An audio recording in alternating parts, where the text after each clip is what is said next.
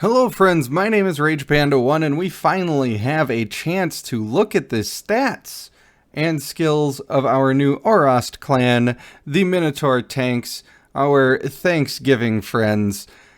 And there's an important thing that I want us to pay attention to here when we are going to look at those things, and that is the best DPS person that we have for certain events and challenges is our female Trevane. Let's look at her power, 442. Now, before I clickbait you too much, a lot of that reason is because of her percent damage, but even without that, she does quite a bit of damage, having 442k for her strength. Now let's look at our new tank champions, shall we? 474?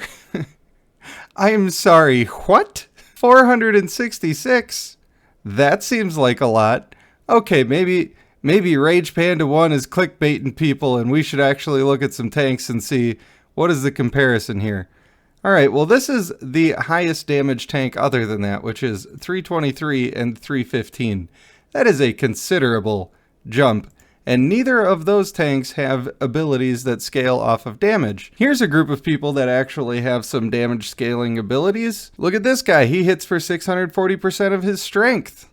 So then what is his strength? 287k. That is measly strength. So when we're looking at these skills, we've got an active skill that deals damage equal to 300% of attack. That's going to be an AoE that is also mainly a freaking crowd control. It just happens to also do damage. Now, they're not going to top your damage meters, of course, but they be doing damage.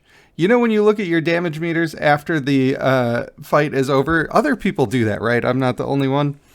When you look at those meters, usually you look at your tank and it has literally a pubic hair of a sliver of a red line showing that it did damage compared to the full, enormous, robust meters of your damage.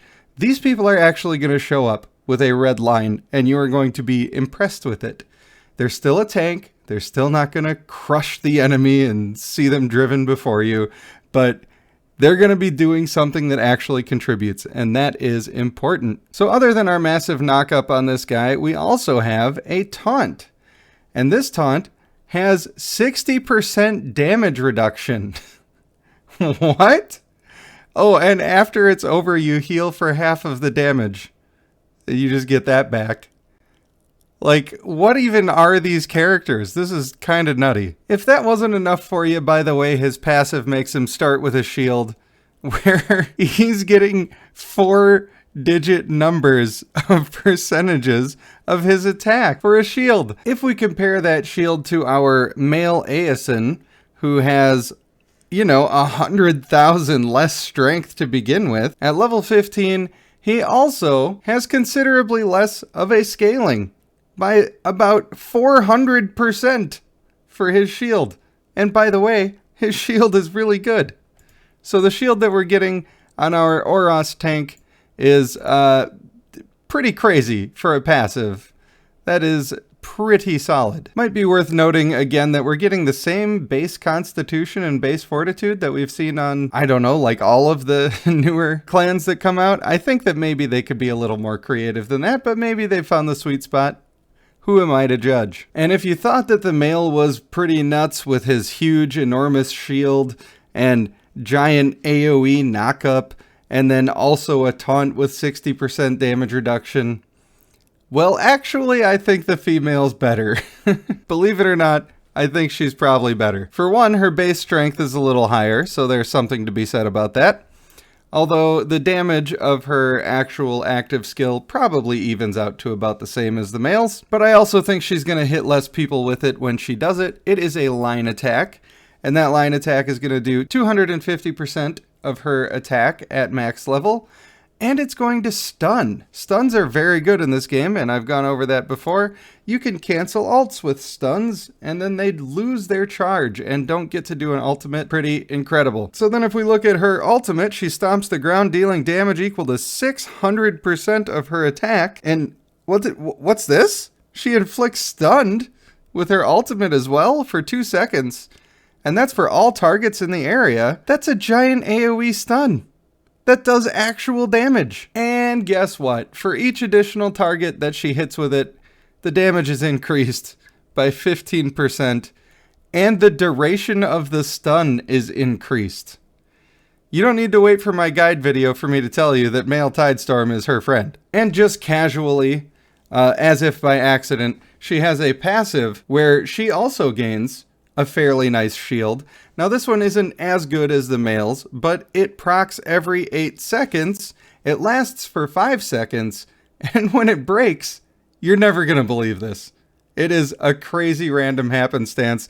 It stuns enemies. Every one of her abilities stuns enemies. I don't understand. That's so good. That's better than people probably think that it is. And if it wasn't good enough for you, it also grants all teammates 10% damage reduction for 5 seconds. So you might have your new best in slot tanks. I don't know if you would even consider female Lionstone a tank.